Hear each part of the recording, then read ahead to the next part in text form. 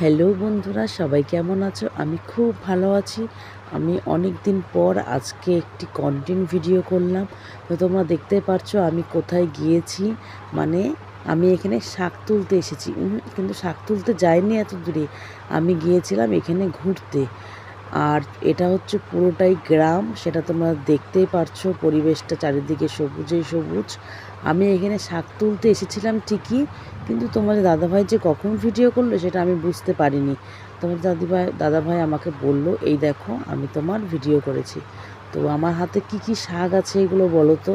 হ্যাঁ, হাতে তোলা শাকটা হয়তো তোমরা চিনতে পারবে, কিন্তু এই যে নিচে যে শাকগুলো আছে এগুলো কী শাক অবশ্যই তোমরা কমেন্টে আমাকে জানাবে। এখানে কিন্তু 3 রকমের শাক আছে। প্রথমে যে শাকটা দেখলে আমার হাতে সেটা হয়তো তোমরা চিনতে পেরেছো। 2 নম্বর যে শাকটা দেখলে সেটাও হয়তো তোমরা বলতে পারবে। আর এখন যেটা আমি তুলছি মানে হাতে আমার সবুজ শাকটি, এটা কী শাক সেটা তোমরা অবশ্যই আমাকে কমেন্টে জানাবে। আর আমার ভিডিও যদি তোমাদের ভালো লেগে থাকে তাহলে অবশ্যই আমার পাশে থেকো, আমাকে সাপোর্ট করো। আর আমার সাথে সাথে দেখো আমার ছেলেও চলে এসেছে শাক তুলতে, বলে মা আমিও তুলবো। আমি বললাম তুই পারবি না, তবুও তুললো জোর জবরদস্তি। আর এই দেখো গাছের মধ্যে লাউ ঝুলে আছে, ভীষণ সুন্দর। আমার মানে গ্রামের যে পরিবেশটা আমার ভীষণ ভালো লাগে, ভীষণ ভালো লাগে। কিন্তু মানে আমি যাই ঠিকই, এটা হচ্ছে আমার দেওর। ও হচ্ছে জমিতে জল দিবে দেখে পাইপগুলো সেট করছিল, কারণ প্রচণ্ড রোদ, জমির মাটি একদম শুকিয়ে গিয়েছিল। আর জানোই তো যারা চাষবাস করে তাদেরকে অনেক কাজ করতে হয়, অনেক পরিশ্রম করতে হয়।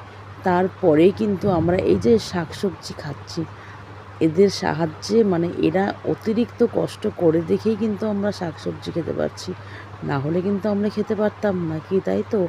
যদি আমি এই কথাটা ঠিক বলে থাকি তাহলে অবশ্যই আমাকে কমেন্টে জানাবে আর আমার পাশে থাকবে। আর এগুলো হচ্ছে চা পাতা বাগান, পুরোটাই চা পাতা বাগান আর চা পাতা গাছ দিয়ে ভর্তি।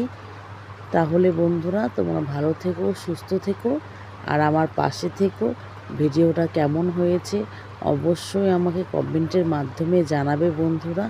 তাহলে এখন আমি রাখছি, টাটা। হ্যাঁ, যদি ভালো লেগে থাকে লাইক আর কমেন্ট অবশ্যই করো বন্ধুরা, টাটা।